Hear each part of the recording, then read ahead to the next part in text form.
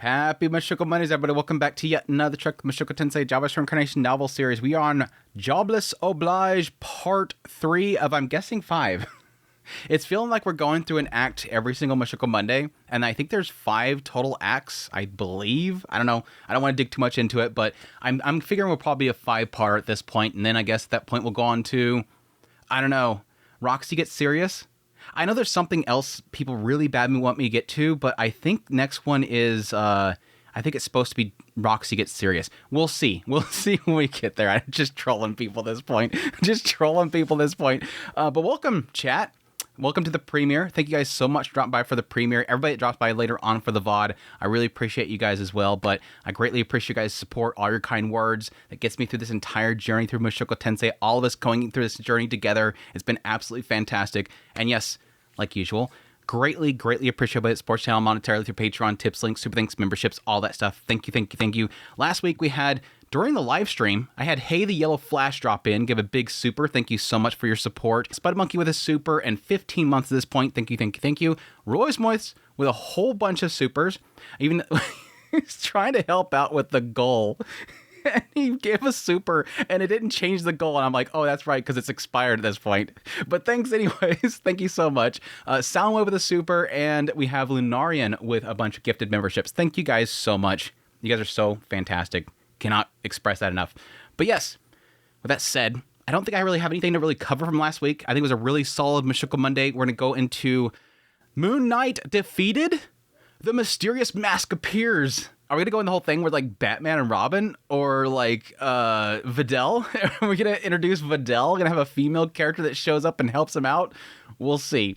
Chapter 7, In the Past, a Princess. We became second-year students. Our grades at the time of promotion were good. I was the top of the martial arts, and Pax was at the top of academics. Since each of us had areas we weren't good at, neither of us managed to take the first place overall, but didn't change the fact that we had excellent results. Even with good grades, nothing changed about our isolated school life with just the two of us, Pax and me. Pax and me. I like that line. Pax and me. However, I felt the reactions around us had shifted slightly. The blatant hostility I sensed when we first enrolled had almost completely disappeared. They ignored us, and we ignored them in turn, until they began to treat us as if we were simply as invisible as the air around them. I didn't feel that same hostile vibes from the new students either. Interesting. You would think with how much attention they're probably getting with their grades, that would probably cause them to be even worse. But again, that could come from the fact that, despite the fact that they don't like him because they don't like Rudius, and he has no power there could be an element here where they still don't want to mess with him. They still want to keep their distance, and yeah, they're probably afraid of him as well. Pax is more interesting to me, and that could just be the fact that Sieg's at his side.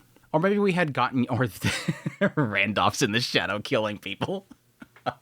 Whenever somebody did anything, Randolph pops in and just scares him to death. Or maybe we had gotten used to it, since we were focused on our own goals. Maybe we had simply stopped caring about others. I didn't know the reason, but it had become more comfortable.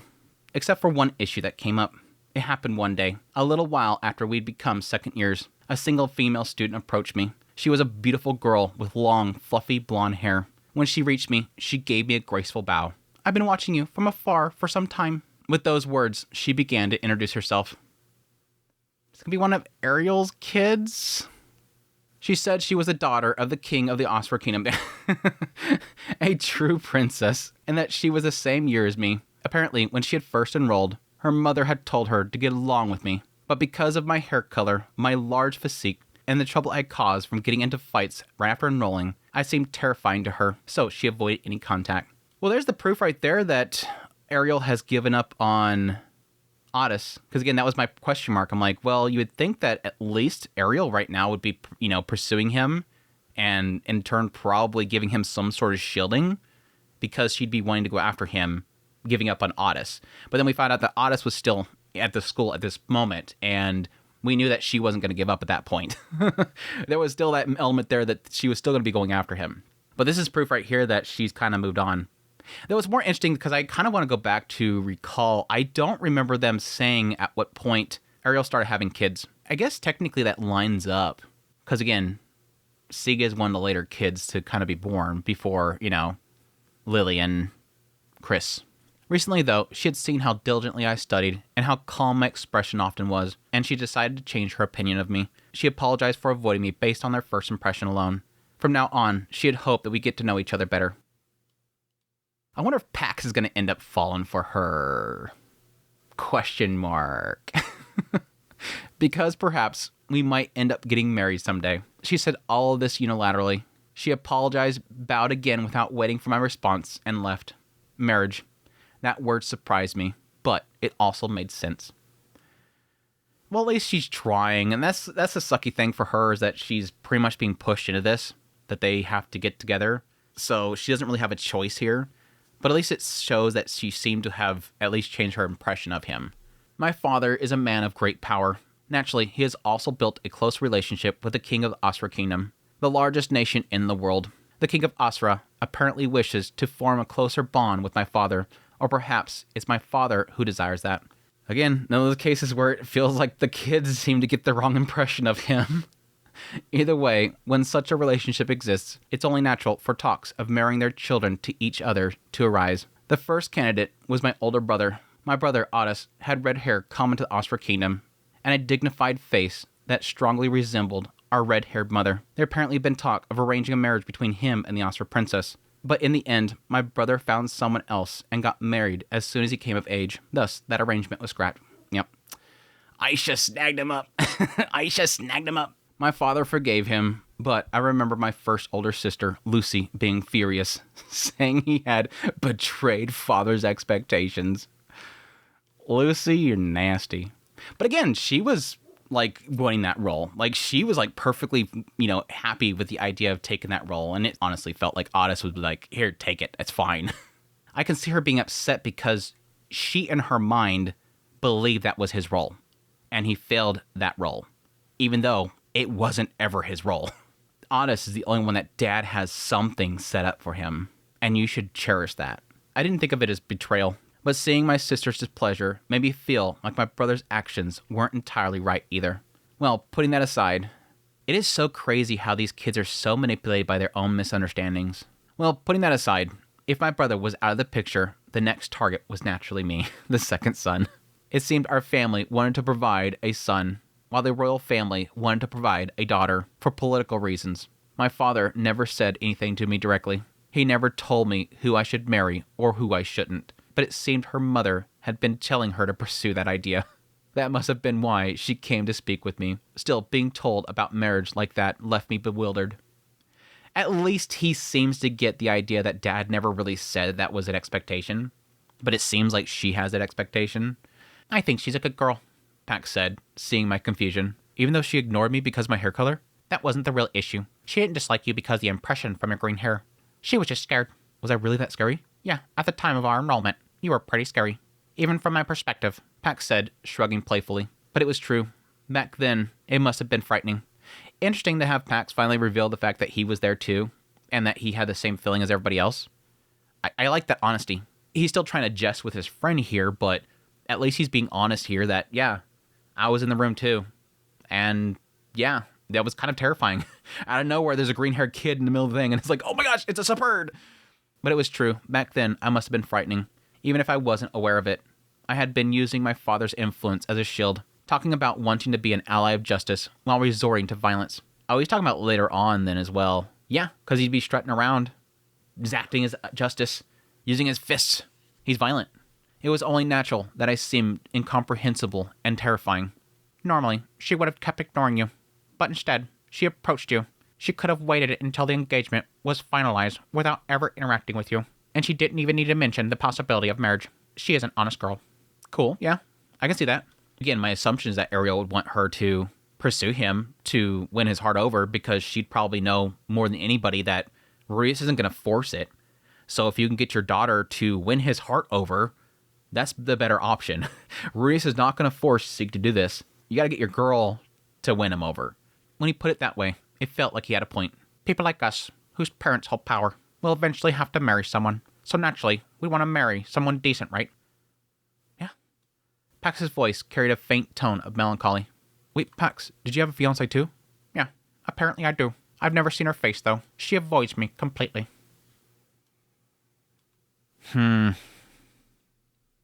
I'd be surprised if they've actually had somebody mention yet that would be tied up with him. You'd assume it'd probably be somebody within the territory of the King Dragon realm. It could be like one of the neighboring nations, a small little town or something like that, or kingdom. I don't think it'd be anybody that important. But yes, that would explain why he has that melancholy. You actually get to choose a decent one. Yeah, I got one. She doesn't really like me. His words reminded me of what he'd said before, that he was surrounded by nothing but enemies. Surely, even after their marriage, his wife wouldn't take his side. By the way, what is the princess's name again? If I recall correctly, Serial. Serial Anemoi Asura. That was her name. Named her. That's important. It's like there's sometimes where you do kind of acknowledge that with writing, whenever they don't really name a person, you don't really give them much value. So the fact that they had this princess show up and she said all this stuff and then she kind of, walked off, it's like, well, if they didn't name her, then she's probably never going to show up again. Nope, she got a name now. They named her. After that, Cyril began to talk to me whenever the opportunity arose. That said, the topics that she liked to talk about weren't ones I was particularly good at. Flowers, tea, sweets, and animals. The only time the conversation would pick up a bit was when we talked about dogs, since there was a dog at my family home, but that was it. The conversation would soon fizzle out. Whenever Cyril ran out of things to say, she would fidget awkwardly, with a troubled look on her face, then say, well then, please excuse me, and then leave. I wouldn't stop her, only seeing her off. This exchange would repeat itself many times. She's trying so hard. I feel bad for this poor girl. It's like mom's got this expectation for me and she's having to go over here and talk to this kid and he's scary. Again, this is just what's sort of kind of they're raised in, the environment they're raised in. They're going to be afraid of something like this. Now, granted, I can see Ariel specifically choosing to, I don't know. I don't see her really taking the time to talk about it, but she could have had at some point the impression I might need to have to choose Sig. And so I'm going to go out of my way to make sure that she knows that, people with different color hair is not a bad thing, that green hair specifically is not a bad thing, just so that she's not raised with that prejudice in her mind. But either way, she's afraid initially, and now she's having to force herself. There's only so much you could do with this boy. He just doesn't talk about things. He just wants to swing his sword. You need to bring up topics yourself too, That's what Pax told me. But it wasn't that simple. I do try, though. My favorite topics hadn't changed at all. Tales of heroes and adventures. Countless stories of valor I heard when I was a child from my father, mothers, and my master. They were all stories about battles. But when I talked about those, the conversation would turn into me talking one-sidedly. Serial would listen intently and nod along. If there was something that she didn't understand, she would even ask questions. But I could somehow tell that it was all superficial, and that she wasn't truly interested. Yeah, I don't see her having any sort of position of power, so I don't really necessarily think that this is going to be something that she's going to use in the future and that she would want to be interested in it. Like Ariel built different. Well, technically early on, Ariel wanted to have nothing to do with anything of battles and stuff like that. She just wanted to sip her tea, eat her sweets, and bang the maids and piss herself. That's all she wanted to do. It wasn't until she had this responsibility sort of placed upon her, and it all kind of snowballed from there, that she would have focused on that other stuff. That stuff would suddenly become important to her. I don't see the Serial Girl really being that involved with wanting to know about battles and heroes and stuff like that. To make matters worse, she wasn't good with stories where people died. Once, I told her about the story of when my father and grandfather ventured into a highly difficult labyrinth. Oh gosh. To save one of my mothers and grandmother who had been trapped inside, my father and grandfather worked together with their companions and ventured deeper and deeper inside. Along the way, they rescued my mother, and eventually they also saved my grandmother. But in the battle of the labyrinth's guardian, my grandfather died. My father regretted it deeply and was consumed by grief. But with my mother's support, he managed to recover and return home. At least he got the proper story there. At least he got the proper story there and then my mother forced herself upon him. It was a harsh and painful story, but my father would always end it by teaching me, no matter the hardship or sorrows you face, you must never forget to keep moving forward.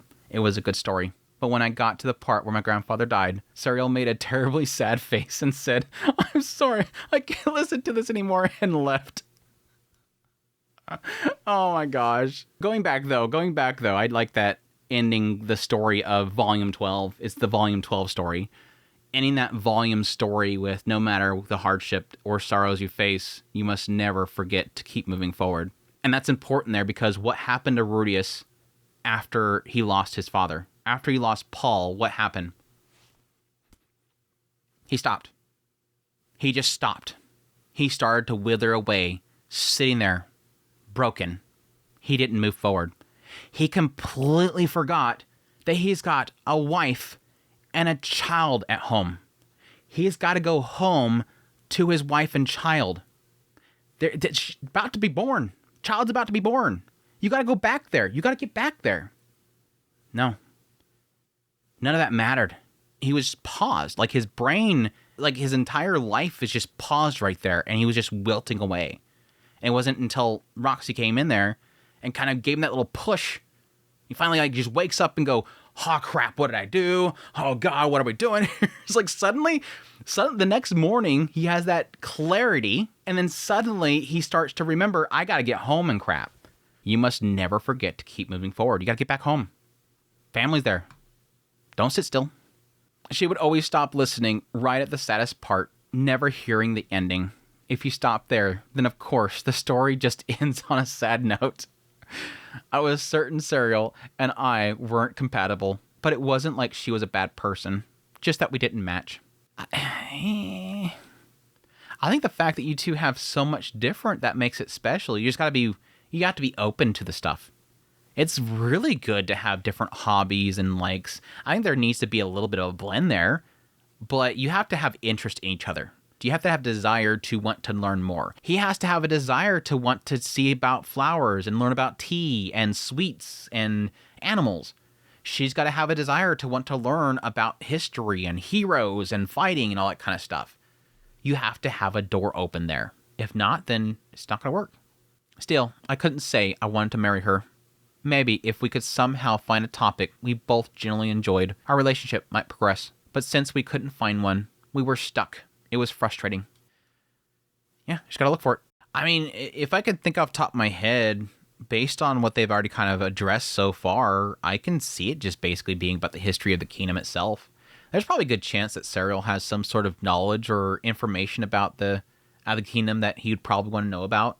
It seems like he's trying to at least learn about things outside of just the weapon. Anyways, she was a troubling person to deal with. Damn. I would have liked to ask my older brother, who was good at handling women.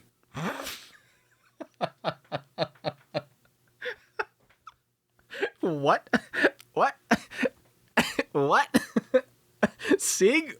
Where did you get that from, Sig? Sig? Wait, come back, Sig. Wait, I think you took a wrong turn somewhere.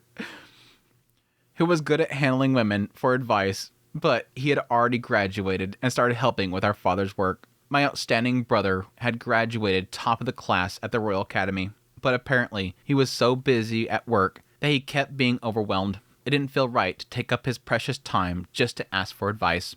And so my relationship with Serial remained in a half-finished state. Even after I started interacting with Serial, there was no change in the situation of Pax and me being isolated. If they know who Serial is, I can assume with her around, you don't have to fear the idea of you just not noticing any sort of aggression. Because they're going to stay away from her. In fact, it felt like her isolation had only deepened. I could see some jealousy.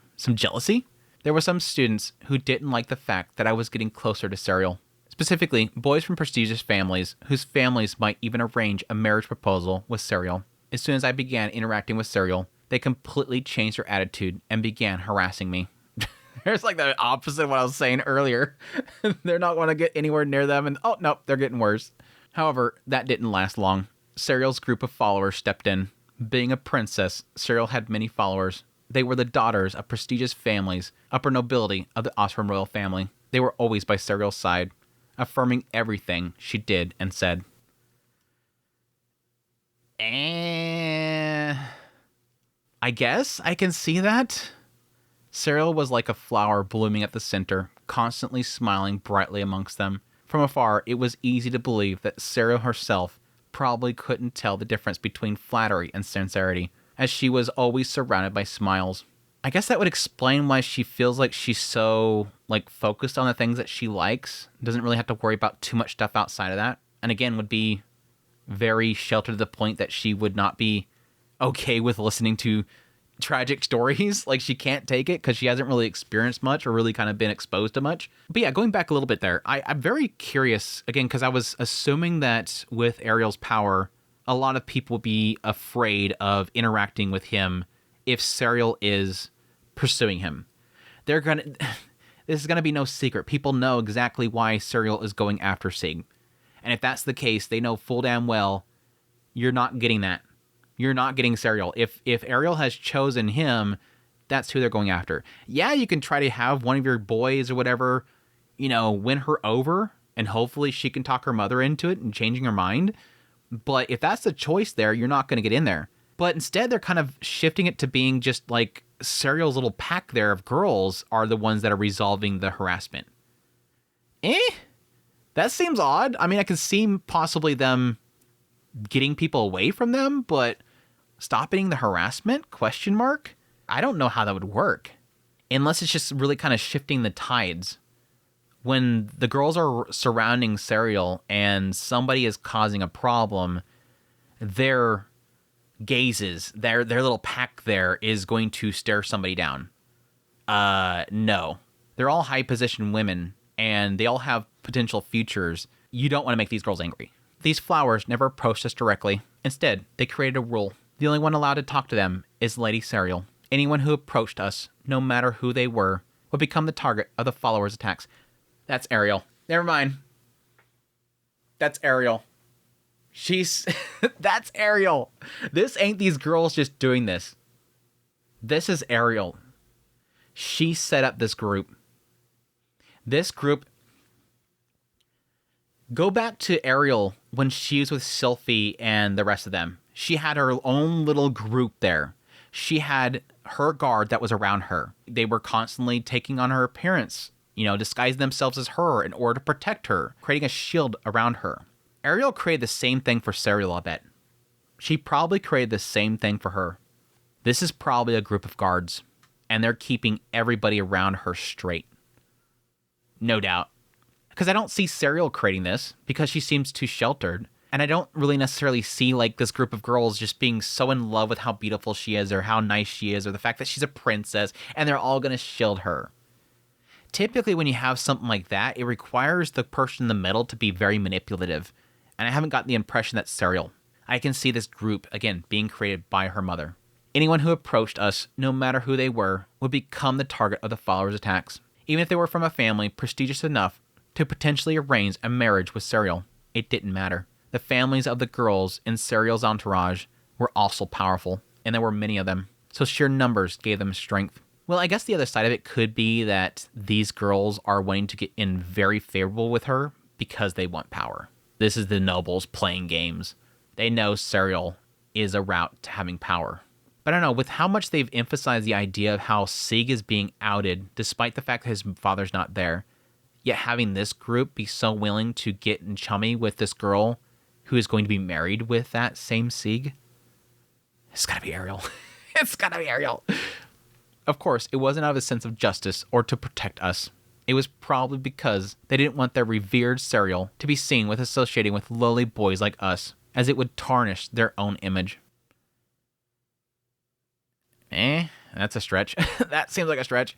Or perhaps upon hearing Serial say, "My mother ordered me to," some of them might have acted with the ulterior motives of currying favor with the royal family. In any case, the followers treated Serial as someone special, and some simply couldn't stand seeing that special person interacting with someone so unremarkable. Whatever the case, their rule was absolute. It's an interesting dynamic. Our classmates, who had been hostile towards us, were driven away by her followers and stopped approaching us even more than before. However, we were no longer treated like air either. We had become conspicuous. Even those who didn't know us and had no interest in us began to watch from a distance. Upperclassmen who, back in our first year, had flaunted their family status and acted arrogantly towards me, now avoided my gaze. Even the teachers began to treat me like something delicately they didn't want to touch. It must have been the power of the royal family's prestige. Yeah, and again, that was my original thought process there. It's going to be simply the fact that the princess of Ariel is now interacting with him.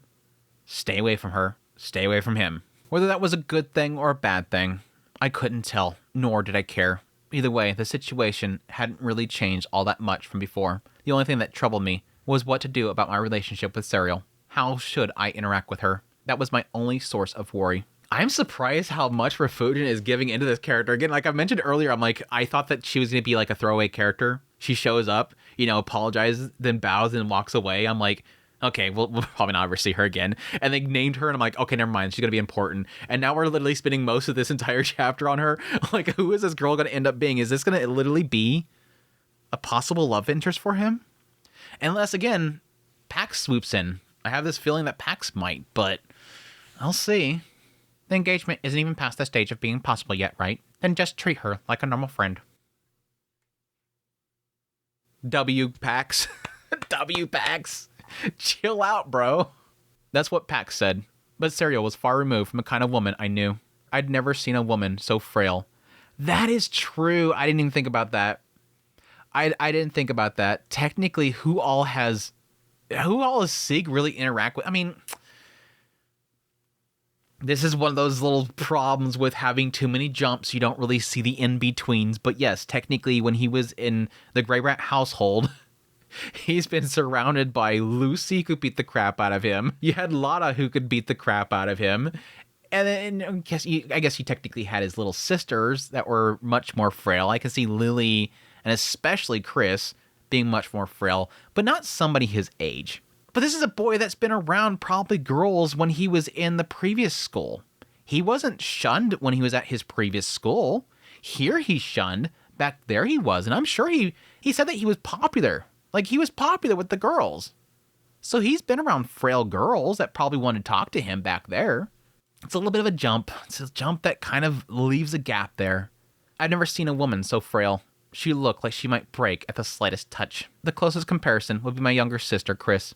She liked flowers and shiny things, and whenever I talked about adventure stories or tales of valor, she'd get mad and say they were boring.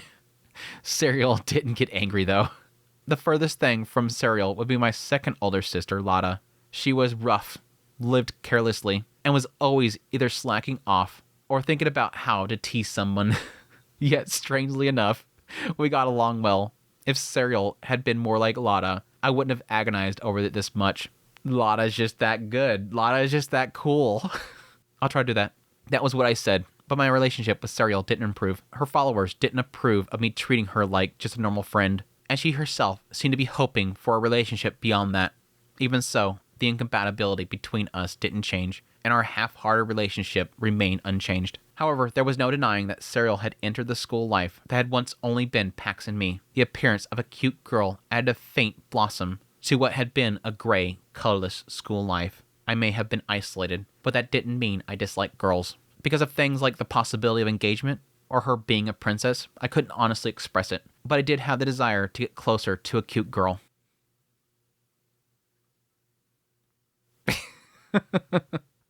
My voice is growing up a little bit. I like the desire of getting around a cute girl. Though that desire alone wouldn't be enough to move things forward, my strange relationship with Pax and Serial continued. Going to see the slums with Pax, or the three of us having casual conversations together, a lot happened. But there was no significant change in our relationships. Pax and I remained best friends. Serial and I stayed as awkward as ever. And that's it for Chapter 7. I was thinking they would kind of at least allude to something a little more there, but apparently not. I wonder if Serial will end up getting kidnapped at some point, and he's going to have to be the hero, and then suddenly she's going to like stories of heroes once he saves her. I could see that being a case, too.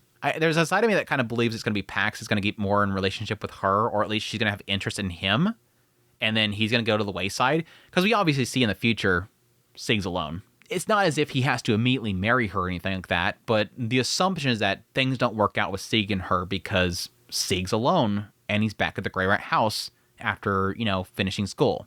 At his age in this world, if he's set to marry her, it's going to happen already. He's not going to be back at home. He's going to probably be stuck in the Austria Kingdom. So either she and Pax becomes a thing, or potentially he just finally says no. I can see him just straight up saying no. It seems interesting to spend so much time on this if it doesn't turn out, though. Chapter 8, though. Currently, marriage. I think I probably spoke too early. Did I speak too early? That day was a holiday. My white-haired mother had gone out since morning, and unusually, I wasn't woken up, so I slept until noon. He doesn't have his alarm clock bomb. Breakfast hadn't been prepared, but there was leftovers in the kitchen, so I ate those. I felt a bit lonely, but honestly, this was just right. I didn't have a job, so this much was fine. On holidays, White Mama and Red Mama would go out, while Blue Mama stayed home. That's been the recent pattern in our household. My father is sometimes home, sometimes not, but today he wasn't around. So I decided to relax at home. Is your father ever home? I'd be surprised if we ever get one of these chapters in this Jobless Oblige where Ruius says anything. See, good morning. Just as I was thinking that, Blue Mama came into the dining room. I got a little wary. Blue Mama doesn't directly tell me to get a job or glares at me. Instead, she subtly tries to push me towards actively looking for work. In other words, she uses roundabout methods.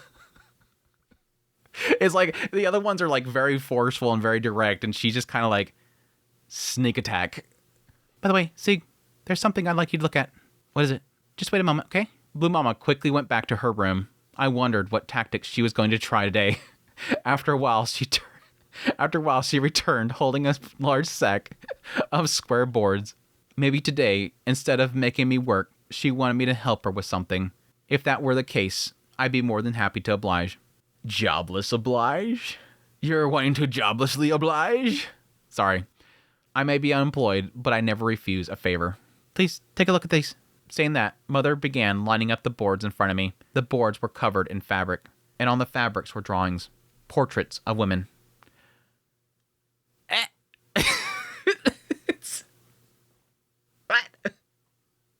What?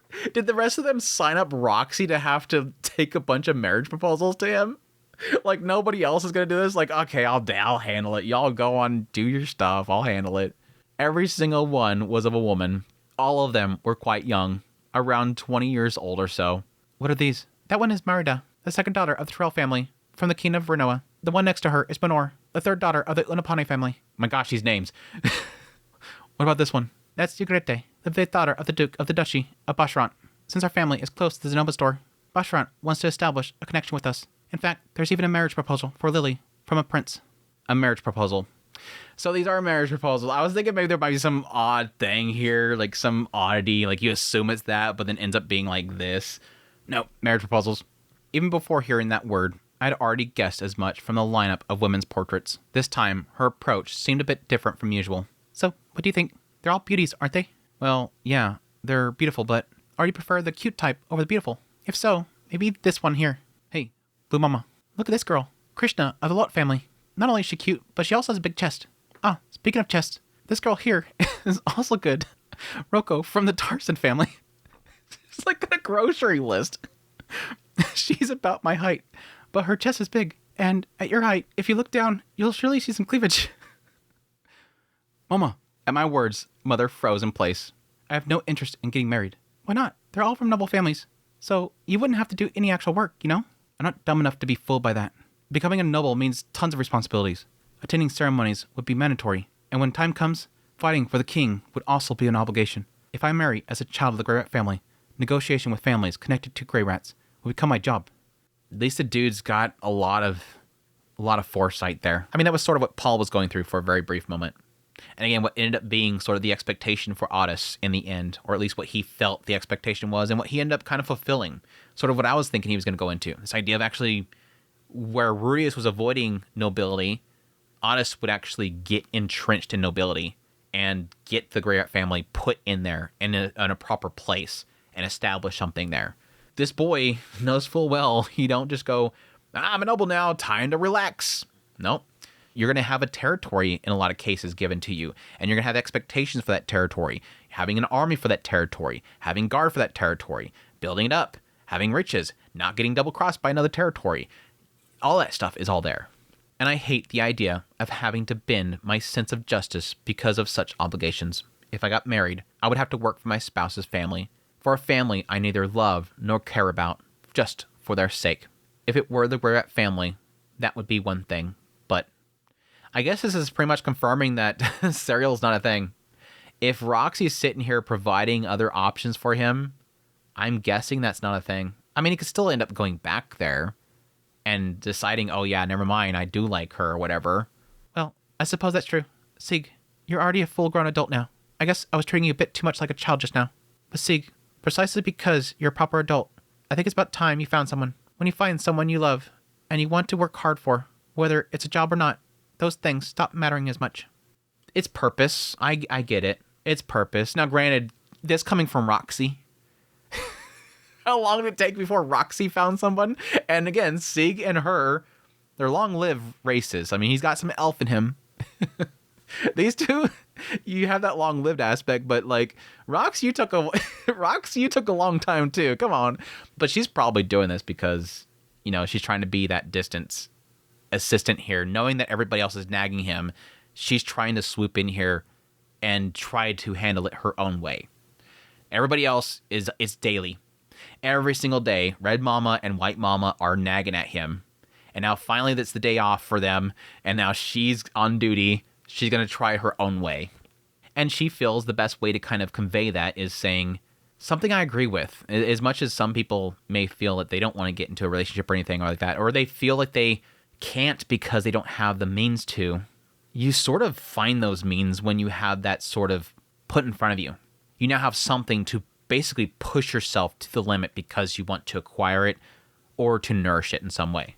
That might be true, right? Well, I'm not saying you have to decide right away, but if one amongst these makes you think, oh, she's cute, at least meet her once. I'll think about it. Just then, Lily came in the dining room, yawning. She must have also slept until noon, since it was her day off too. When she saw me, Blue Mama, and the rows of portraits laid out, she let out a startled sound. Crap, I want to get involved with this. Lily, good morning. Blue Mama smiled at her, as if to say, now for the main event. Oh, damn. Spread the next set.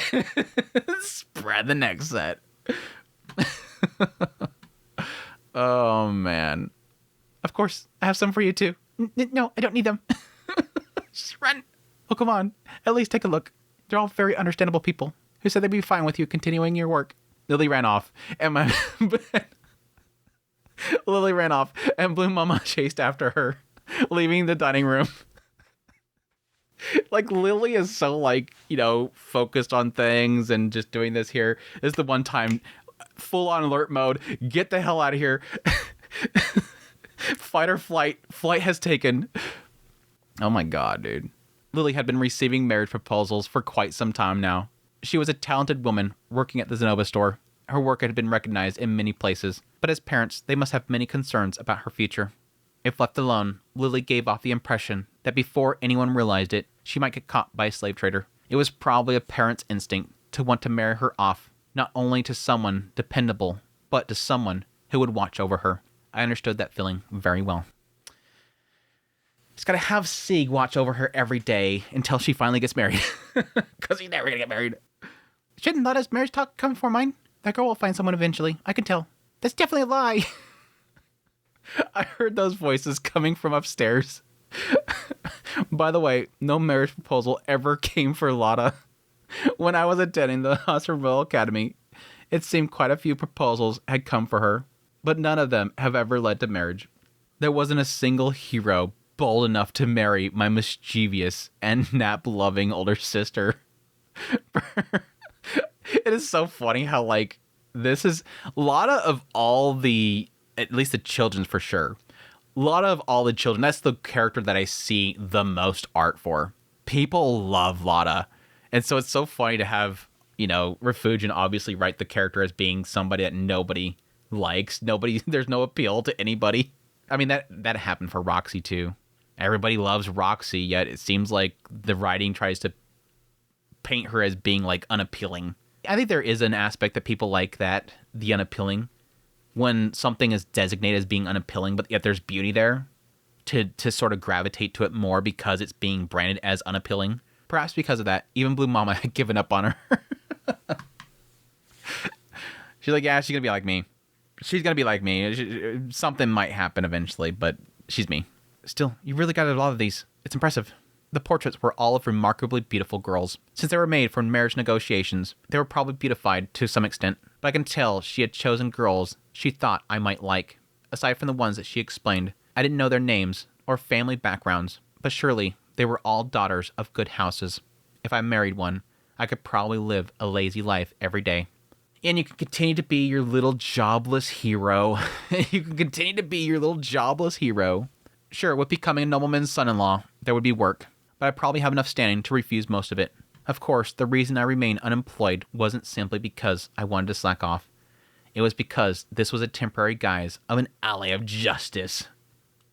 Leeching off his family, avoiding all responsibility. Ally of justice. I'm an ally to everybody but my own family. I felt sorry for Blue Mama, who went through all this trouble to gather them for me, but I would have to decline. Thinking that, I began gathering up the portraits laid out before me. And there, I found one face I recognized. A golden-haired girl with a soft, fluffy look, like a doll. Serial Anemoi Asura. So it's not over! Again, they went through so much explaining about their relationship. I eventually thought that she would come back into the picture, if not with Pax, then with him. It looks like she's still on the table, so to speak.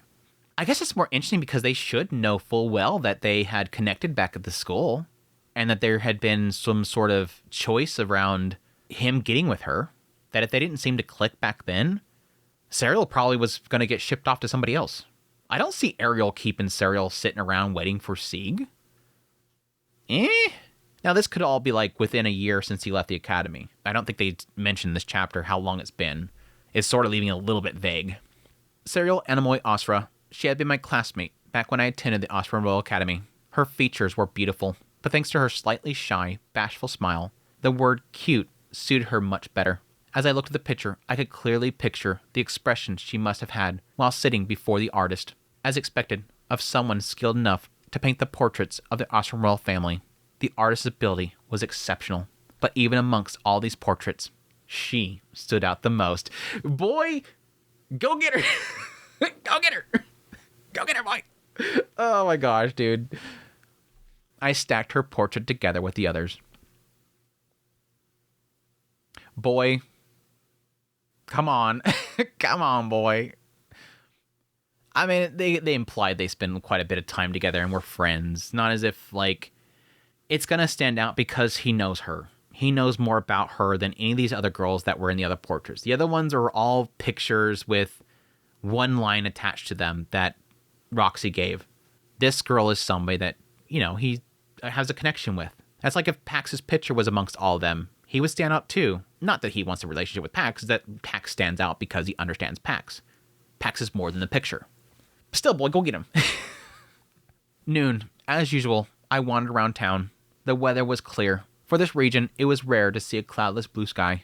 It was almost a little hot. Laundry would dry well today. When I looked at the river, the sunlight reflected off the surface, sparkling brightly. Since it flowed through the town, the river wasn't particularly clean, but I could see the fish swimming. On days like this, fishing wouldn't be a bad idea. Blue Mama loved fishing. When I was little and the weather turned out like this, she would take us siblings upstream to the river. Yeah, Blue Mama and Rab Mama like going fishing with them. I often played in the river with my brother, but sometimes I go fishing with Blue Mama. Sitting on her lap, holding a fishing rod, I would listen to stories about her days as an adventurer. I especially loved the stories about when she conquered labyrinths all by herself. Roxy soloing dungeons, as always, is casually soloing dungeons. How nostalgic. Come to think of it, my eldest sister was very ladylike, but surprisingly, she also loved fishing. Yeah, they kind of implied that too. Even when we grown older, and Mother didn't take us to the river as often, my eldest sister would still go fishing by herself. On those days, the dinner table was always lined with fish dishes. Maybe I should try going fishing sometime. She was really good at it. Trying to impress Papa, bringing home tons of fish. My eldest sister didn't take her fishing gear with her when she got married, so it's probably still lying somewhere in the storage shed. As I was thinking about this, I suddenly heard what sounded like a groan. No, not sounded like. It was a groan. The voice of someone in pain. There's no way an ally of justice like me could mistake it. I quickly looked around. Moon Knight's eyesight was such that he could see beyond the horizon, especially in broad daylight. Found him. Next to the bridge, in a slightly shaded area, a man was crouched down. What's wrong? I rushed over and called out to him. A middle-aged man without a beard. He was leaning against a barrel large enough to hold with both arms, clutching around his waist. Oh, Sig. I met him somewhere before. Ah, the fruit shop owner. I didn't recognize him right away, because he shaved his beard. I was trying to carry this barrel of wine to the church up ahead, but I hurt my back. Oh, sorry, could you give me a hand? Consider it done. First, I placed my hand on the man's lower back. I channeled some mana into him to ease the pain. I wasn't particularly skilled at healing magic, but something like this was simple enough. I've used healing magic. How does it feel? Oh, the pain's gone. You saved me. With this, I can... hold on. Even if you use healing magic on a strained back, they say you should still rest for a while. I'll carry the barrel for you.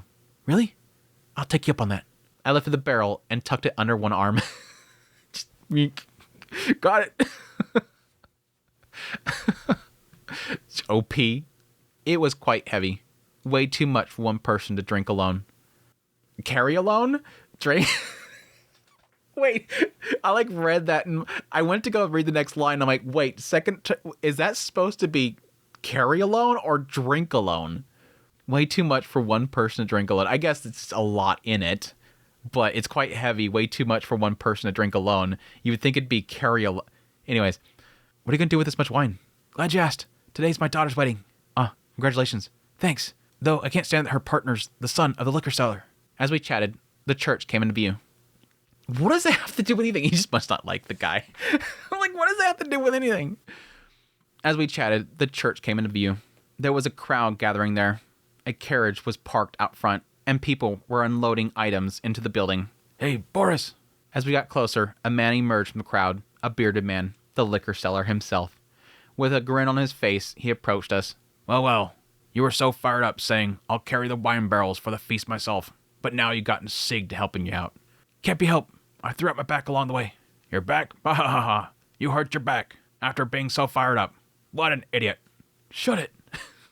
The liquor seller laughed, while the fruit seller looked annoyed. The two were childhood friends, born and raised in the town, growing up together. In other words, they were the classic kind of bad friends. It's kind of where I was kind of figuring this was going to go. Say, did you come to celebrate too? No, I just happened to be passing by. I see. Thanks for covering for this useless fool. Since you're here, why don't you stick around and watch my son's big day? The liquor seller laughed heartily, slapping me on the back. Then he turned to the fruit seller with a sly grin. Well, from now on, you can rely on my son.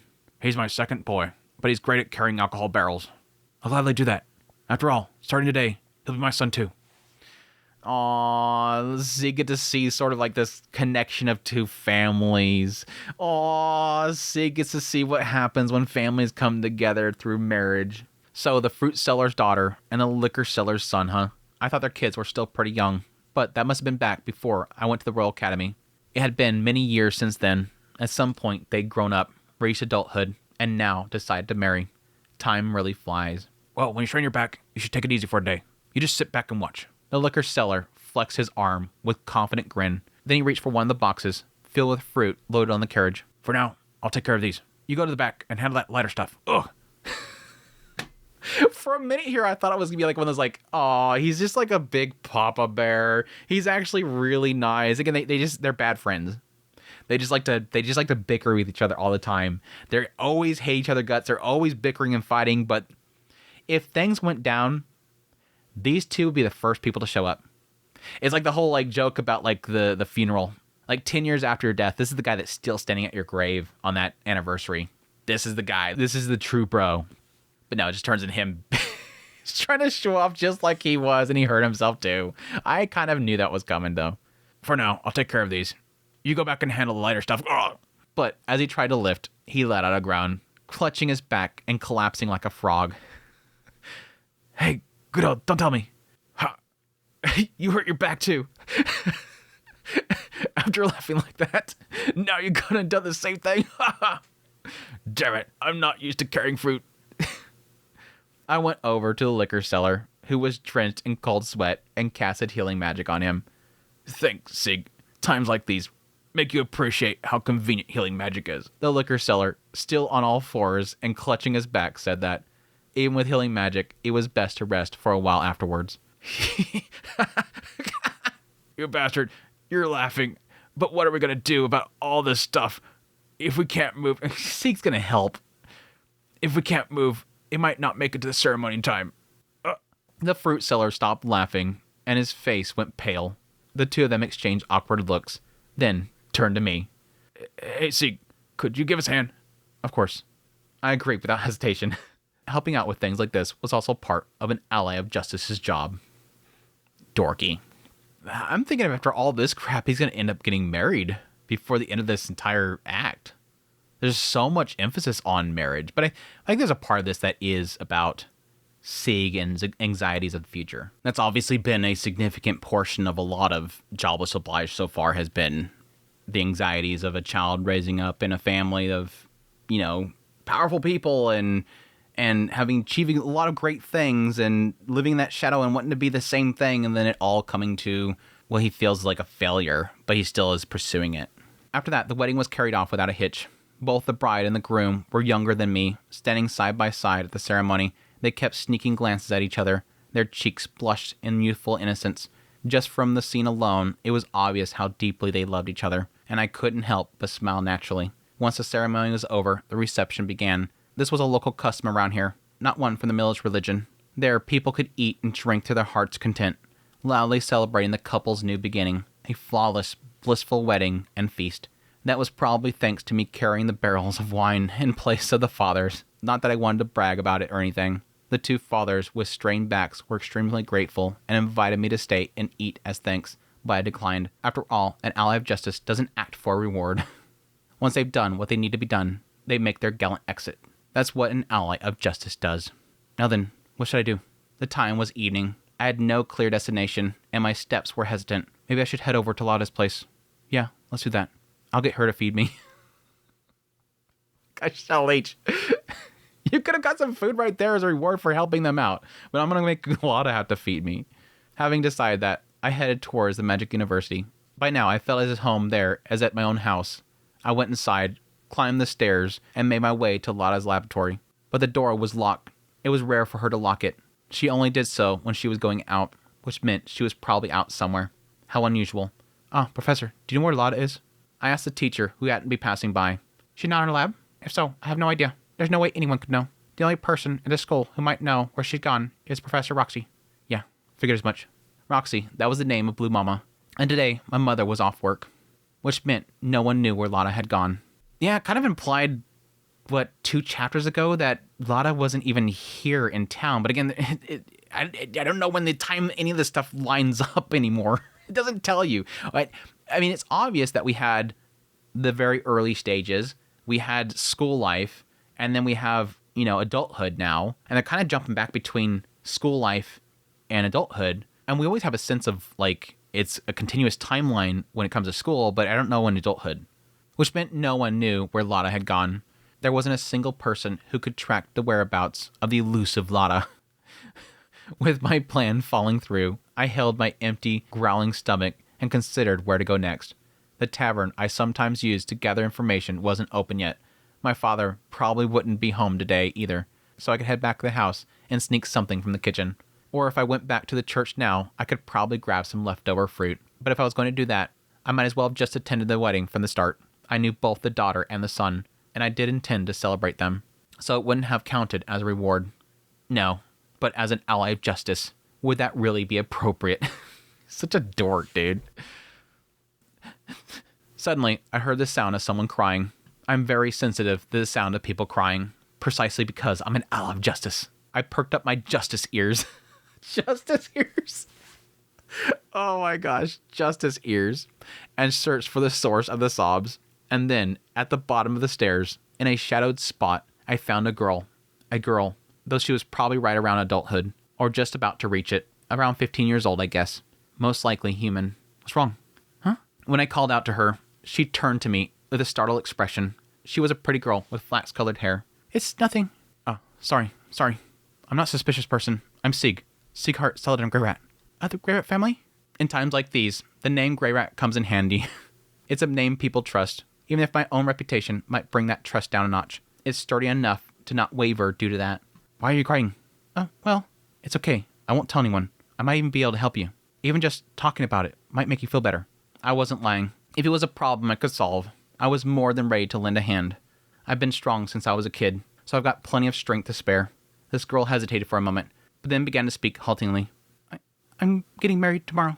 Oh, congratulations. Marriage. Suddenly everybody's getting married around him. Marriage. It feels like that sometimes. Suddenly out of nowhere, everybody getting married. For some reason, today seemed to be strongly tied to that keyword. Maybe this is some kind of sign telling me to accept one of those matchmaking proposals. Everybody's like setting up for all this stuff to hit him at once. This is all ploy by Roxy. There's nothing to celebrate. My fiance is 30 years older than me. Damn. Well, that's quite a age difference. Yeah. But you see, my aunt is, there's a big age gap there. And they worked out fine. I don't want to get married, but he says he absolutely has to have me. And my parents said I have to do it because we don't have any money. They forced me into it. Tonight, I'm supposed to go to his house, and I hate it so much that I was crying here. The girl burst into tears, but I roughly understood the situation. Her parents had decided to marry her without her consent. It's not uncommon for families to decide their children's marriage partners, including the so-called political marriages. Marriage represents a bond between two families, so, depending on the household, the head of the family might offer their child to another family in order to establish a connection. Even the marriage between the kids of the fruit seller and the liquor seller earlier that day may have been arranged that way. However, unlike the couple from earlier, sometimes there were cases where there was no love involved. It's for money or social standing. Even if the people getting married hate the idea, they're forced into it because their parents' circumstances. I mean, that was sort of what Pax was saying earlier. Sometimes you don't have a choice and you don't like your choices. She seemed like a good girl. But this one that I got, she hates my guts. She don't want to see me. You got it made there, boy. The girl was being married off to some lecherous old man, 30 years her senior. Worse still, it sounded like the man was the one who insisted on having her, and her parents simply agreed. Considering the information about the lack of money, there might be some reason her parents couldn't refuse. Maybe they had fallen into debt or something. But for the one being forced into marriage, that doesn't make it any less unbearable. Yeah, this sort of goes back into what we discussed in last Mushoku Monday with the whole slave trade, that there's some individuals that will put themselves into slavery for the sake of covering a debt. Something like that. And they're seemingly putting this into the same realms here, which kind of makes me believe that he's going to probably find out if there's any dirt they have on these people and find out this debt is just fake, that this guy tricked them into something and get it fixed. My father is against deciding his children's marriages without their consent. He brings up the topic, but never forces anything on us. That's why both Lily and I can keep running away. But not all families are like that. It's just his moms that are pushing it on him. I see. There are happy marriages, and there are unhappy marriages. That can't be helped. However, if an unhappy marriage is a result of money throwing its weight around, then I can't stand by and let that happen. Today, justice has decided. He's got to get involved. He's got to get involved. Can't let this poor girl cry. Except for the one that was at the slave place. You know, that one, let her suffer. And all the guys that had broken arms and stuff that were in that area, let them suffer. But this one, no. Allied justice cannot let this be. Chapter 9, now defeat. Moon Knight's going to get defeated? Late at night, I was tailing the carriage carrying the girl. The Northgard style is primarily a swordsmanship school, but some factors also specialize in tracking techniques. Not only can they track a visible target, but they were also skilled at following traces left behind to corner their target. In addition, there's techniques for ambushing an opponent from hiding or even scaling sheer castle walls.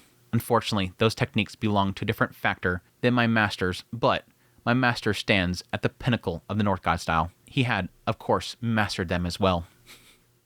That was the thing that I liked about this technique, was the fact that it's so, about, again, adapting to some sort of disability or something that's off about you.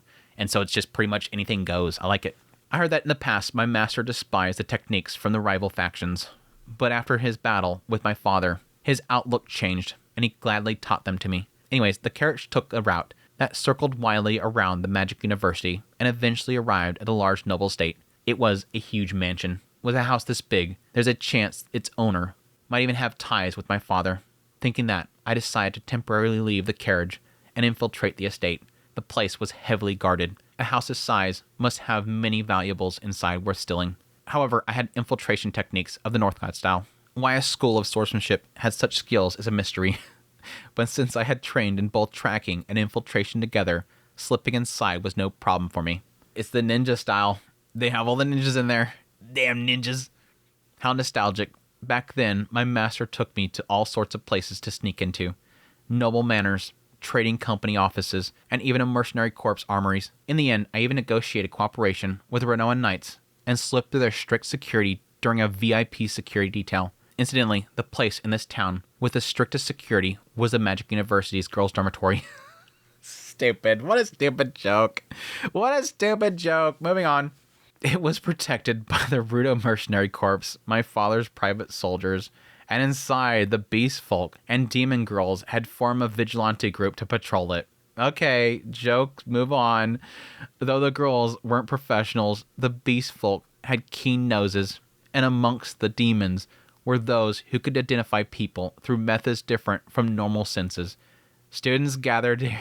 Such a dorky joke. Move on. You're killing the joke, Refugian. Students gathered here from all over the world, and there were even some with demon eyes. Literally, they had the greatest variety of watchful eyes. That said, there was ways to fool a beast folk's nose or a demon eye. As long as you understand the demon race, they're easy to handle. And so, I slipped into the estate as smoothly as water through a sieve. From the attic above, you finally moved on from the freaking dormitory joke? God damn, Refugia, that was like a paragraph for a joke about the beast folk and demon eyes. Like, they have like these people that permanently staff the dormitory, the girls' dormitory in the Magic University. Okay. That was wild. We went crazy with that one, Refugia. We went crazy with that joke. From the attic above the ceiling, I observed the inside of the mansion. People were busily moving around, likely preparing to receive a bride. Just by looking at the maid's clothing, the ingredients, and the seasoning they handled, it was clear this house was wealthy. Yes, this was a very rich household. I'm starting to see a pattern here. We have a chapter for school life, a chapter for adult life, and then a battle. Is that like... we got 2 more acts to go. I'm guessing we're going to do that again. Always building up to a battle. It's like a quest for like Assassin's Creed or something like that. You got to scope out the place first, get a little backstory, scope out the place, and then the battle. Yes, this was a very rich household. Before coming here today, I gathered a bit of information. This family had been moneylenders for generations. There it is. Yep. And they swindled the family to force them to give up their daughter.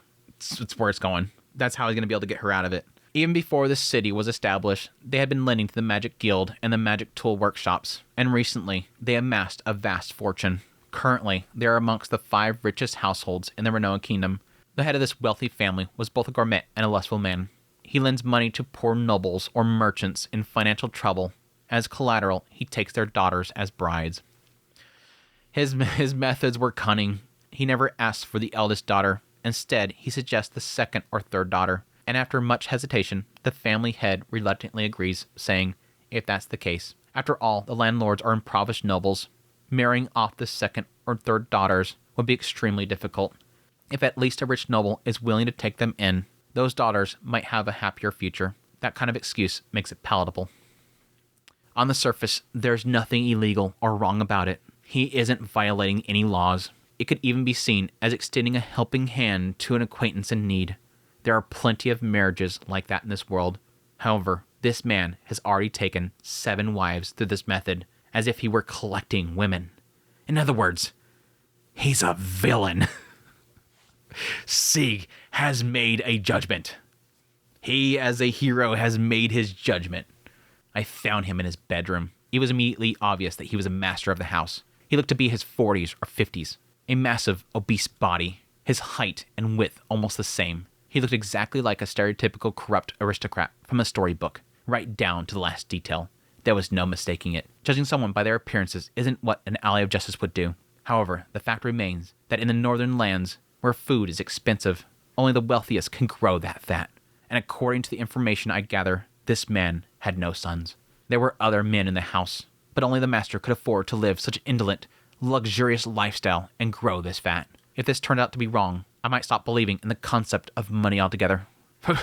Today's the day. The bride arrives. So, bring me the most expensive clothes I have. The finest. He gave that order, sweating profusely despite doing absolutely nothing, to a man who seemed to be his butler. The room was littered with clothes so large they looked like they could fit a tree trunk, and the butler was folding them one by one. My lord, rather than bringing out expensive clothes, perhaps you should put effort in pulling in that belly first.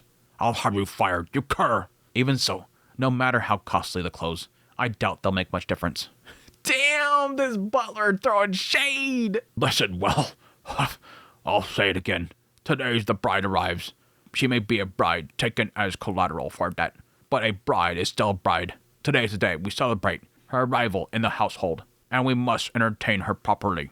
For that, we must serve dishes made from the finest ingredients, and I must dress extravagantly to welcome her with the honor she deserves. Making that effort is a duty of those who live in my house. But pulling in my stomach is not a duty. What the hell is this monologue? Sure.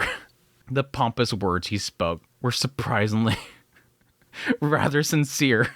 It seems even villains have their own kind of aesthetic, I guess. Although apparently not one of those extend to pulling in their stomachs.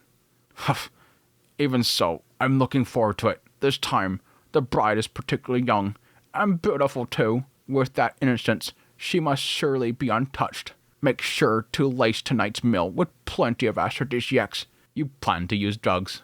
We're going to do it anyways. Isn't it better if we both find it pleasurable?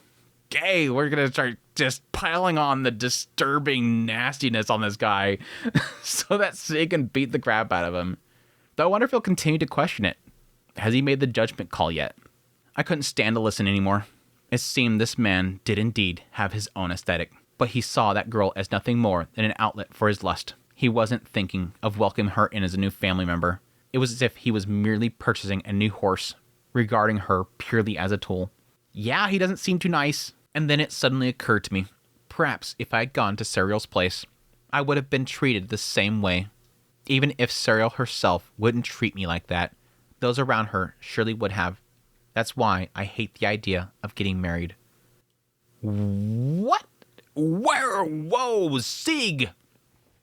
Come back, boy. Come back here. Yo, come here. Come here, Sig. Where are we going with this? What? Where are you going with this, boy? What?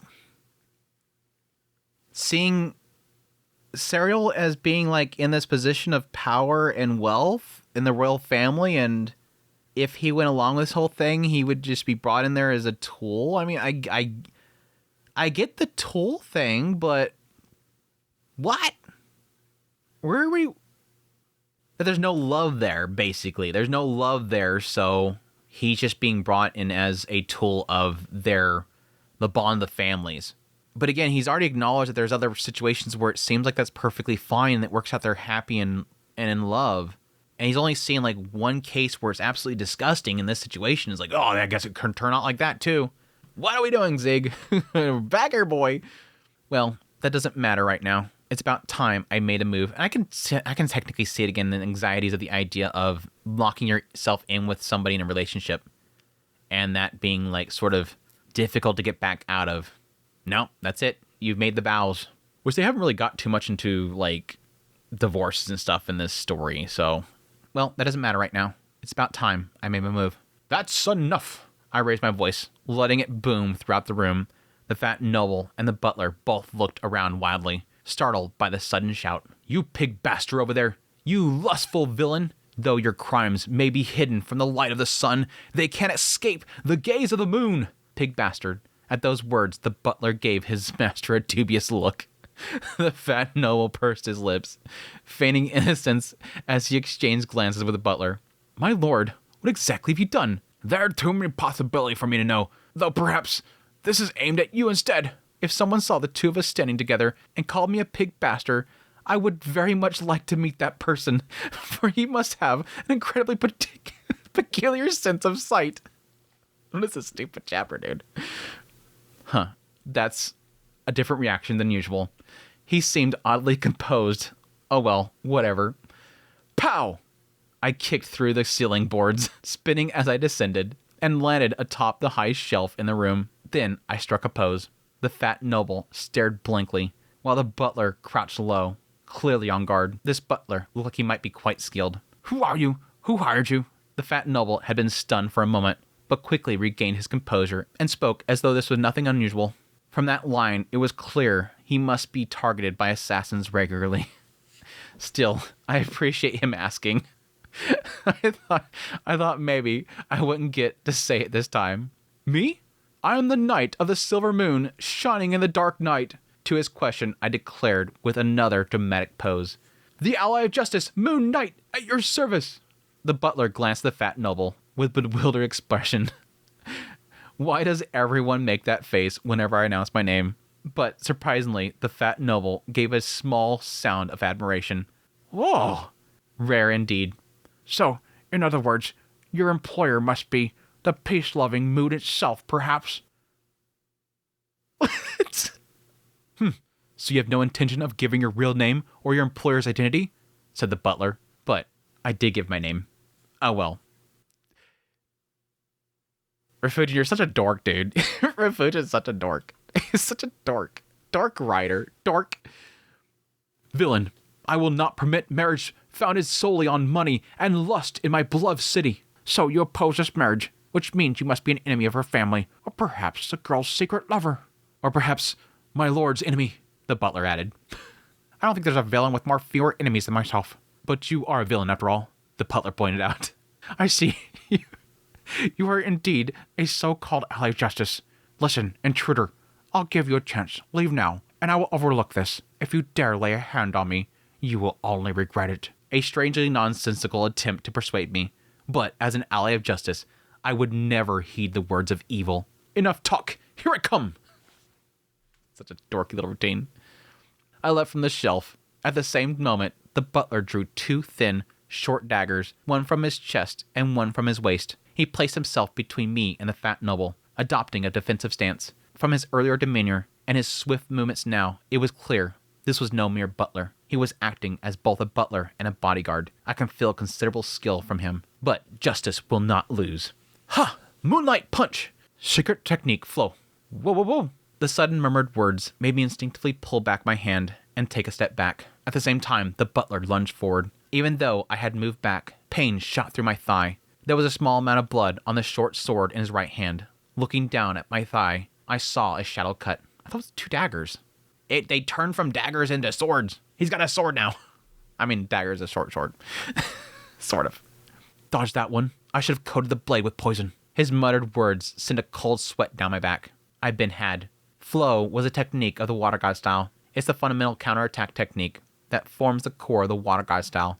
But this guy's apparently more into the north because he's using poisons? In the Water God style, this technique is considered the most important and is even called a secret technique. Despite being a basic move, it's said that if mastered, it can counter any attack. But this wasn't that. He only said the words. Threw you off.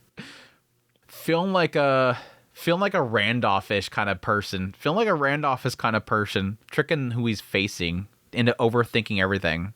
Definitely North God style.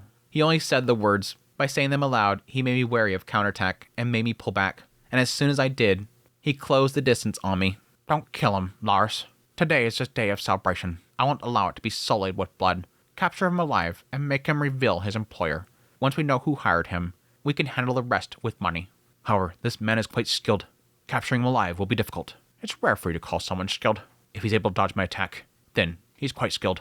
He spoke with confidence, and that cut was proof enough. But I too had been forced to fight all sorts of opponents by my master, swordsmen of the Water God style, and even spear-wielding demon warriors. Even if he was a dual-wielding dagger user, it's not like I can't handle it. You're not going to get into what he's thinking? Again, I'm thinking it's probably North God style. Because again, poisons, I don't think they've ever really implied anyone of other styles using poisons. I mean, granted, we only had like one experience with somebody of a North God style that used poisons. But anyways, short swords are different from long swords in speed. Their range is different, and their slashing trajectories as well. Their movements are compact, leaving fewer openings. Knights who primarily wield long swords only use short swords as secondary weapons, so they aren't very common. The North God style also has short sword techniques, but not with thin blades like this one. This kind of weapon. Could this be the Assassin's Guild? Ooh. Man, I didn't remember the last time they brought up the Assassin's Guild. Damn it. Are you from the Assassin's Guild? Good guess. The informer. His tone was completely different from one he used with his master. He was blunt and cold. His knife-like speech reflected his origin. Well, now this is sort of making sense why earlier he's like making fun of his master. Like he's literally... Now, granted, they've sort of implied like, you know, there's a lot of cases where you'll have like a head butler can often speak not on equal terms with the head of the house, but sort of like they've been in the family for so long, their opinion on situations is respected. Like again, Paul's father. That whole situation I could totally see. The idea that this butler has been with the family for so long, he can tell Paul's father, you can't do that. Go get Paul back. He has to stay here.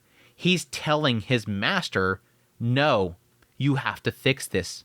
You can't have him walk out that house because he understands the ramifications of the situation a lot more from his many years in service. This one was giving me feelings of that. Like he could be talking down to his master because he's been in this family for so long. This is going more into the realm of he's able to talk back to his master because he can kill him. He's not serving him. He's guarding him. Hiding in the darkness to strike from behind, you coward. Moonlight step. Moonlight step? Before I realized it, the distance between us had closed. The attack in the middle of my line. How cowardly. I dodged the butler's thrust and, as we passed by each other, drove my fist towards him. Moonlight hook! The butler narrowly avoided it, immediately following it up with another flurry of short sword strikes. His feet didn't even seem to move. That was the Assassin Guild's footwork technique. Before you realize it, he closed the distance and traps you within his range. The rotation of his thrusts never stopped. It was a relentless, fierce barrage.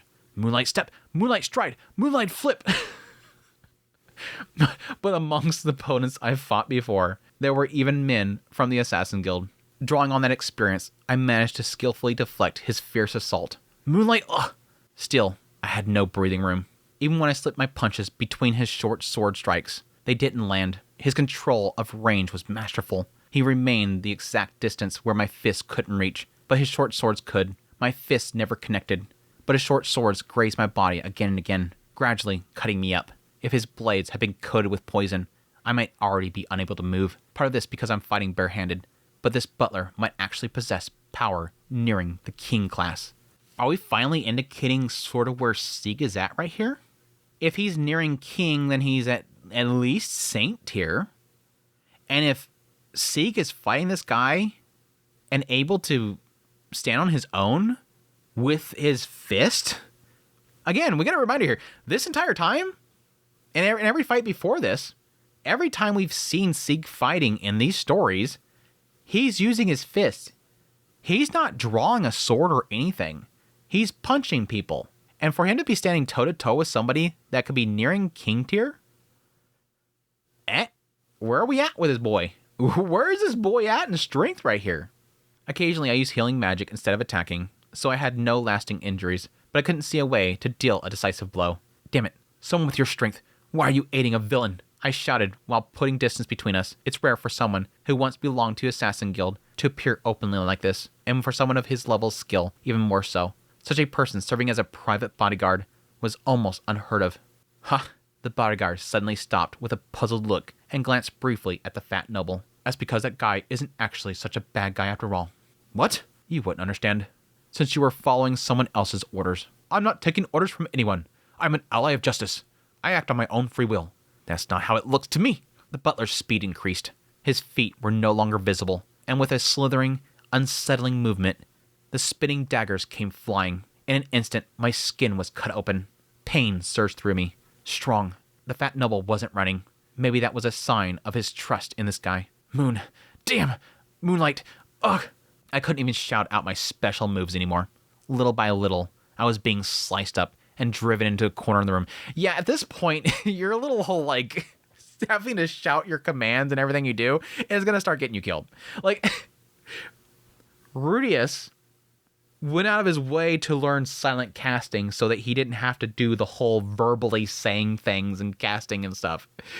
You're going backwards. You're making it to where you have to, like, even back... In most cases, you don't have to shout their abilities when it's, like, physical, not casting, chanting. You're adding to stuff.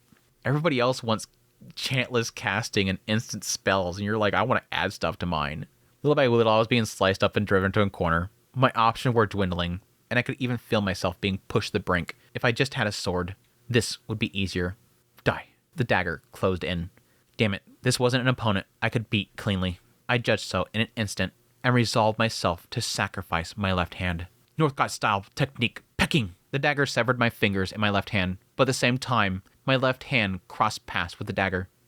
The butler's fist was smashed into pieces, and the dagger fell to the floor, sacrificing your own fingers. A mutual destruction technique. That was pecking.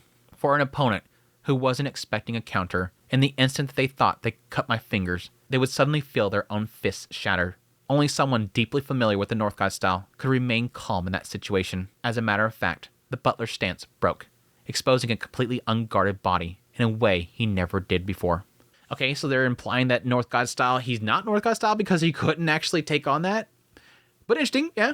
And you're in a corner and you're no longer trying to, block, dodge or anything. Just, okay, take the hit and smash. That seems to be what it's implying to me, that he literally just punched the blade. I can't fight him anymore. This can't be. He's trying to look cool. So he's patching himself and he's dodging and he's blocking. He's trying to get some punches in. He's healing. And then suddenly he's like, I have to do something ungraceful. Punch the dagger. Okay. What? Now's my chance. I didn't let it slip by. I put every ounce of strength into my right hand and stepped in deep towards the butler. Moonlight Serenade! The butler tried to dodge, but Serenade was an unavoidable finishing move. There was no escape. My full-powered fist pierced straight through the butler's torso. He was sent flying, bounced off the ceiling, and crashed to the ground. I hadn't killed him. He's gonna start specifying now because I was totally thinking he's killing people. No, not killing anybody, don't worry. An ally of justice defeats evil, but never kills. Hates evil, not the sinner. Now then, when I turned towards the fat noble, he flinched violently. With a stunned expression, he looked back and forth between me and the fallen butler. You idiot! Prepare yourself! At those words, the fat noble glared at me sharply. If you kill me, the families I've lent money to will collapse. That girl's family will be ruined too. No one will be happy. Think this over carefully. There it is. They're doing it. Refusion doing it. Exactly what I was saying. Kalman II. That was Kalman II's story. They got in the idea that this guy was ruling over everything and he was evil and he helped save everybody by getting rid of them. And then afterwards, everybody's like, yeah, he was evil, but he was structure. He's evil and will treat this girl horribly probably for his own little desires there, but he's structure. And even this assassin, who's obviously very skilled, he's helping him saying that, no, he's actually a pretty stand-up guy. He sees something in this big fat guy. This is going to be it. Like I said before, they're going to eventually have him make a decision. He's going to make a value judgment on somebody. He's going to vanquish an evil, and he's going to realize, oh, people wanted that structure, even if it was evil. I pointed my fist at him. Indeed, knocking down this noble wouldn't stop this girl's tears. But even so, justice still existed. I won't kill you. Just repent for trampling over an innocent girl. I clenched my fist, lowering it to my waist, taking a stance for Serenade. Let me explain. Moonlight Serenade is my ultimate straight punch, unleashed when I'm certain the opponent cannot dodge. It carries the full weight of my entire body. Evil struck by this blow will be destroyed. And at that very moment, stop right there! Suddenly, a voice rang out from inside the room. I froze and instinctively turned towards where the voice came from. It was the window. Okay, we're finally getting the whole thing where another person appears. It was the window, the wide open window. Sitting there, perched in an odd position, was a strange figure. A muscular body dressed in black clothing, and on his head a helmet, a ruggedly shaped black helmet. On the forehead of that helmet was etched a yellow lightning-like mark. I know who this is going to be. Was it Thunder Idiot or whatever? Thunder Idiot? He's finally making his appearance. Kalman III's making his appearance. Thunder Idiot. Who are you? I blurted out the question, and he gave a slight knowing smile. Me? I'm a single ray of light, falling in the darkness. People know me as INAZUMA. INAZUMA? Where the hell did you get that name from? That's gotta be through Seek, through Rudius, I'm guessing. Where would else we get INAZUMA? It was a familiar voice, and the sheer simplicity of the naming style was something I immediately recognized in an instant. But why he was here, dressed like that, and calling himself by such a name, that part I couldn't comprehend at all. What do you say? A single ray of light falling in the darkness. People know me as Inazuma. He introduced himself a second time, doing so casually, something I could never bring myself to do because it's too lame. No, that's not what I meant. I'm asking, why are you Inazuma? The third time, he declared with a firm tone. Inazuma! Declared with a firm tone. Apparently, there would be no discussion. Are you one of his allies? The shout came from the fat noble. He hurriedly stood up, trying to escape from the scene, but Inazuma stopped him with a mere gesture of his hand, as if to say, don't move, sit down, stay there and watch. That simple motion carried overwhelming force, as if to warn, if you don't obey, you won't like what happens next. The fat noble, with his face pale, sat back down in his chair. Seeing that, Inazuma turned to face me. So, you are the so-called ally of justice, who has been rampaging around lately. Moon Knight, right? I let you be up until now, but if you intend to get in our way, I will show you no mercy. Our way? We are an evil secret organization, the Shadow Legion. Shadow? Huh? No, wait, hold on a second. Confusion swirled my mind. Shadow Legion? What? What? Again, he knows who this is. He knows who this is. Confusion swirled my mind. Something like that had never happened before. None of it connected. And I had absolutely no idea what he was talking about. What the hell is the Shadow Legion? What does he mean by interfering with our way? Enough talk! The moment that Inazuma shouted, he kicked out the window frame and charged at me almost simultaneously. I moved instantly. My reaction speed impressed even me as I timed my strike to meet his charge. Moonlight Knuckle! Inazuma Kick! Inazuma Kick! But Inazuma was even faster. He extended his fist crossed with my strike, and even though he said kick, he actually threw a punch. Ugh, these two. Alec, Sig, you're dorks. Rudius, you have to raise your children. You got some weird people raising your children, Rudius. Rudius, you got some weird people raising your kids. With a sickened crunch, my fist shattered.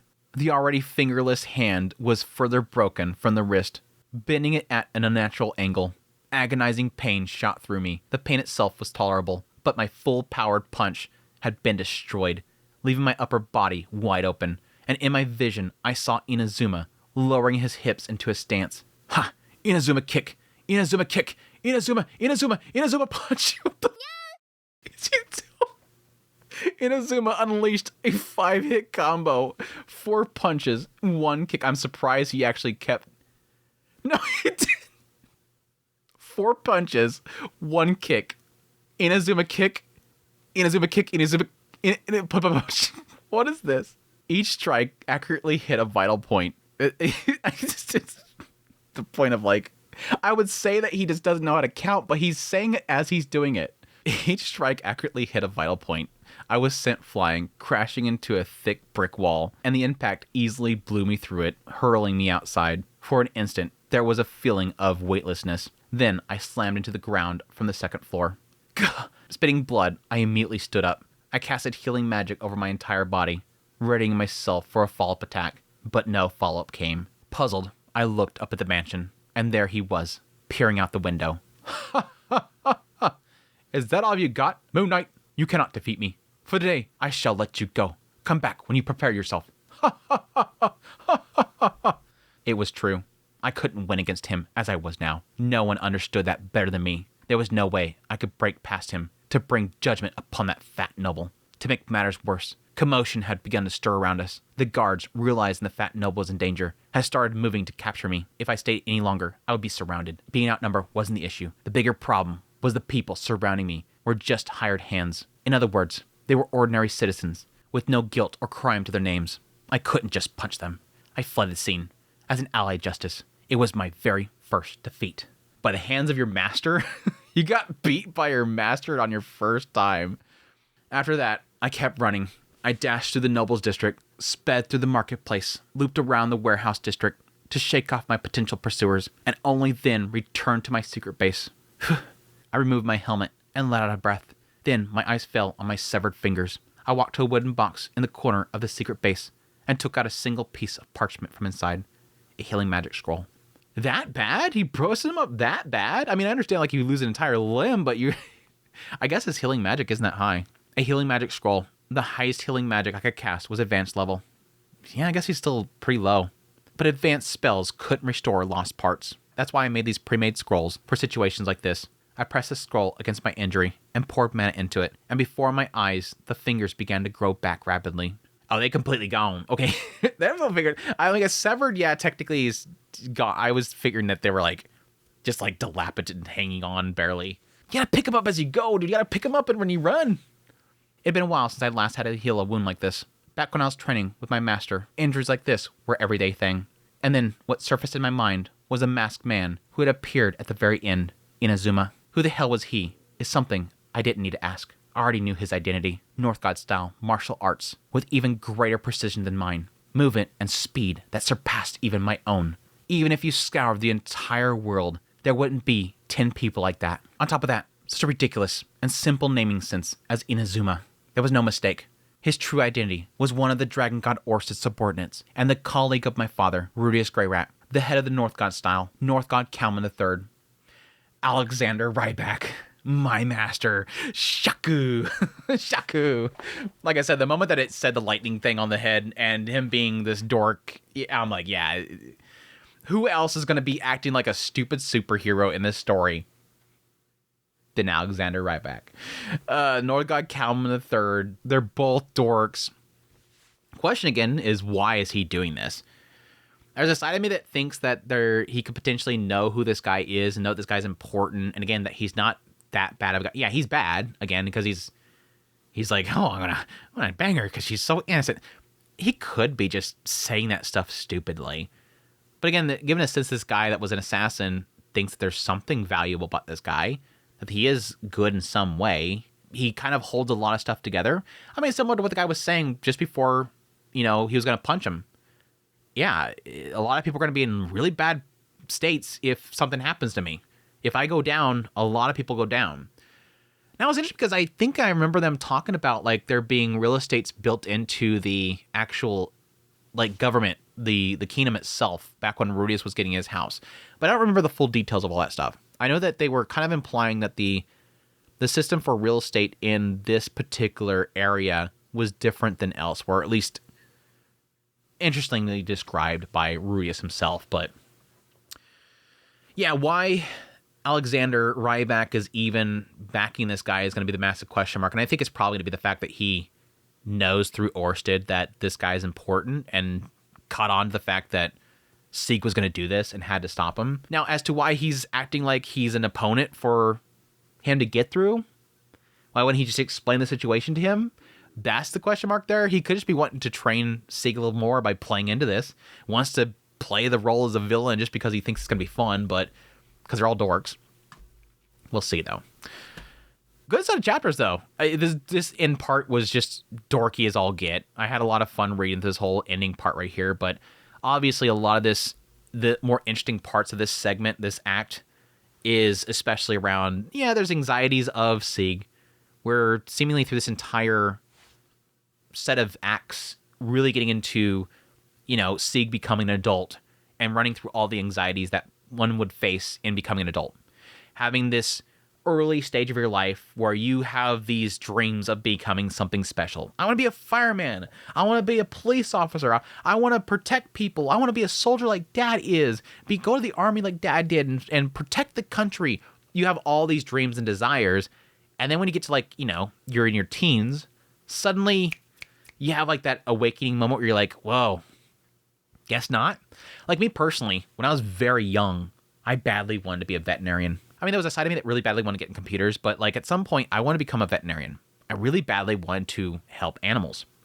And then I had this kind of awakening moment where I'm like, something happened to an animal of mine, and I'm like, I had to put him down, and I realized I couldn't do this. I would never be able to do this. I would never be able to put animals down, that kind of stuff, you know, when they're suffering, you know, putting them out of their misery or something like that. There's like so many things, cutting them open, that kind of stuff. I'm like, I realized I couldn't do this. So I had to give up on that dream. So yeah, you have those dreams and desires, and you have that awakening moment in your teens or whatever, young adulthood.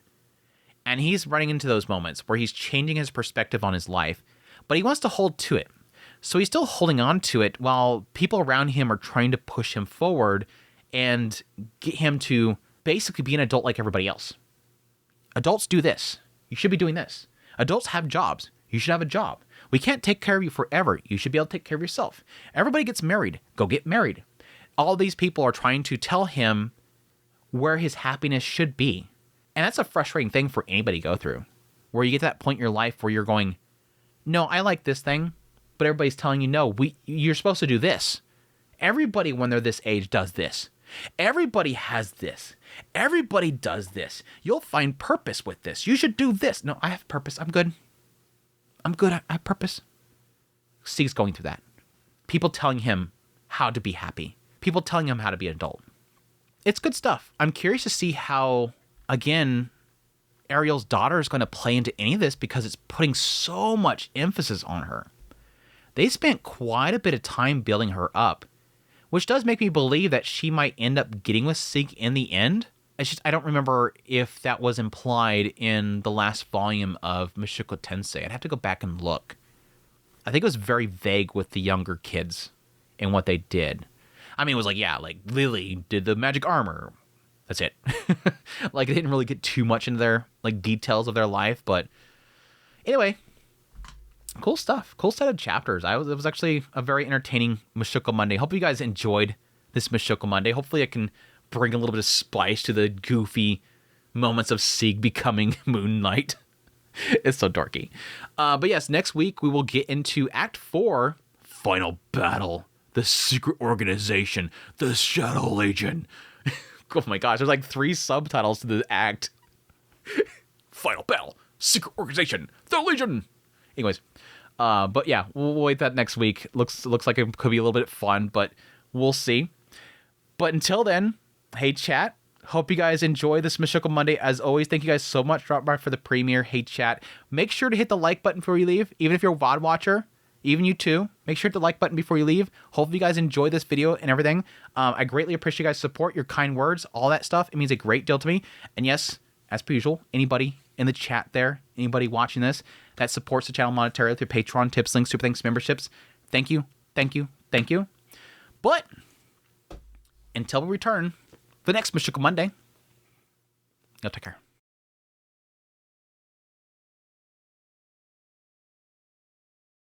That said, the topics she